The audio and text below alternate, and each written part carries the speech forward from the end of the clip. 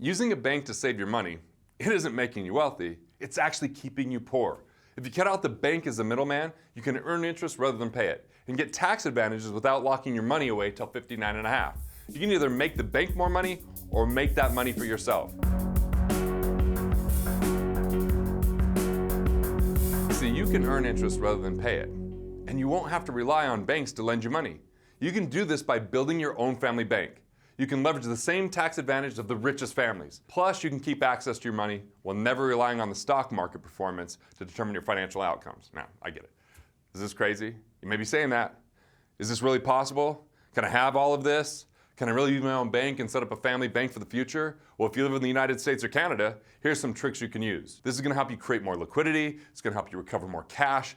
And it's completely legal. As a matter of fact, it's not only legal, it's like a moral obligation if you want to keep more of your money. So I call it cash flow banking. Cash flow banking is a banking alternative that actually pays interest. It's a structure to save you on insurance costs. For example, people are paying for term life insurance and only 1.1% of that ever pays out. So if they don't die, money's gone. Long-term care, people paying for these policies, and then if they have two activities they can't perform with daily living, they can go into a facility and there's an insurance cost of that. And you know what? There's other things, like there's ways you can save taxes without locking your money away for years, like retirement plans. There's other benefits from cutting out the bank and doing exactly what they do with their reserves. You can easily outperform the measly interest paid by the banks. The way you do this, you can save money in a permanent, overfunded whole life insurance product and coordinate those savings with all of your money-making decisions. You can use your own money instead of the bank's money. And you can set up a loan scenario where you're in control of your payback periods and you can use your cash. See, there are three things you can do to start to create cash flow banking for yourself. One is, you just begin by paying yourself first. Go create a wealth capture account. It could be a checking, savings, money market. It's just safe, it's liquid, it's available. It begins by being more efficient and taking the savings and set money aside. So I call this automatically save your money. Then once it's automatically saved and you've built it up, you can choose to deliberately invest. A lot of people confuse those two things. They say, oh, I'm saving money in my 401k. No, 401ks are usually investment plans.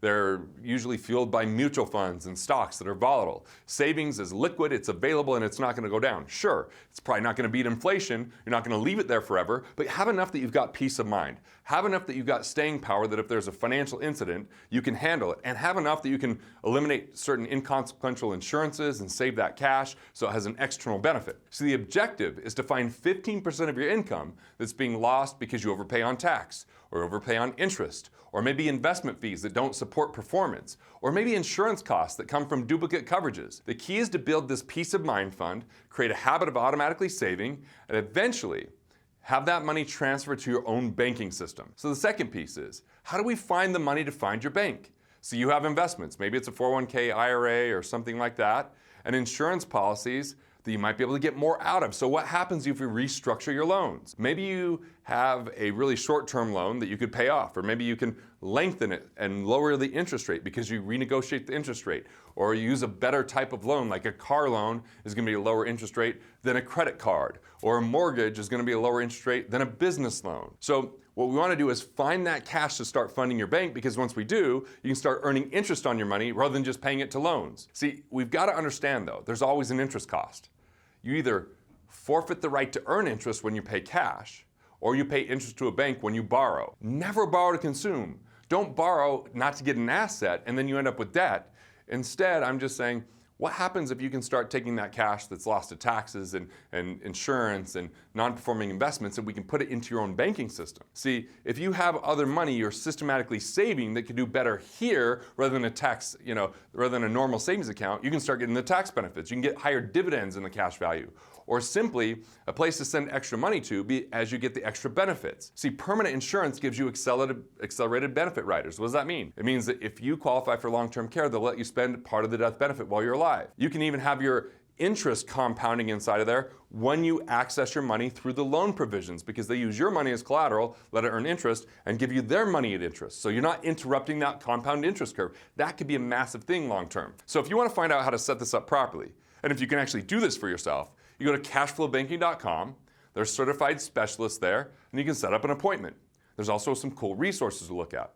Now, the third thing is we want to turn this wealth capture, which is normally a savings account that's not earning a lot, that you help fund by saving on tax, and you can watch other videos I do on those areas. But once you find that money, let's move it from a 1% to 2% taxable and double or maybe quadruple what you're getting inside of cash value. So you take the money that's going to the wealth capture account and automatically have it moved or transferred to what's called an overfunded cash flow insurance policy. There's a lot of crappy insurance policies out there. It takes years before you start seeing your cash. They're high commission and they're low cash. You got to eliminate those. You got to find the certified specialist. See, because once you get the policy designed right and you've got money in your control, you can now invest in the right opportunities when they come up. You can use your cash to invest in yourself. I did this multiple times with my cash value.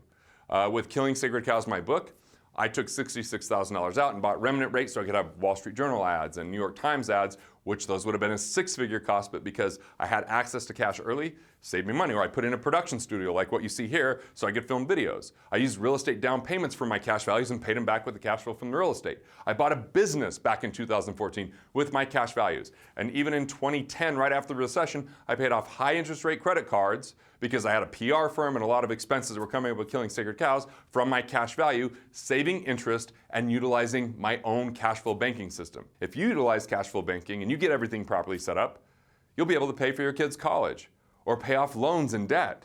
See, remember to consider the risks and only invest in things you know. When you're investing in things that are highly speculative and volatile, that may or may not work out. This has a lot more stability. So let's look at the additional benefits and summarize. First off, with cash flow banking, you have tax benefits, which are called FIFO, first in, first out. The first dollars you put in, you get to take back out tax-free first. They give you your interest last. Not many things do that. It's tax deferred, and when you go to take it out, you can borrow that money to avoid tax, or if you take withdrawals, you get your first dollars back tax-free.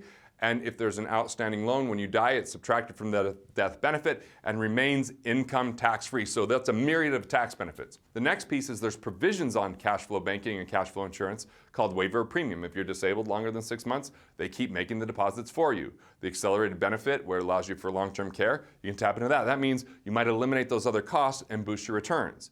The cash value is protected in over 40 states from lawsuits and bankruptcy completely, and in all states, partially. And one of the hacks is just sign in a state that's fully protected and go there when you get your policy. You don't have to pay for term insurance because you now have a permanent death benefit policy that will be around 1 day longer than you, which means you have tax-free money coming in. I call that buying your net worth rather than trying to build it. And you can get my book, What Would the Rockefellers Do, talking about this at freewwrd.com.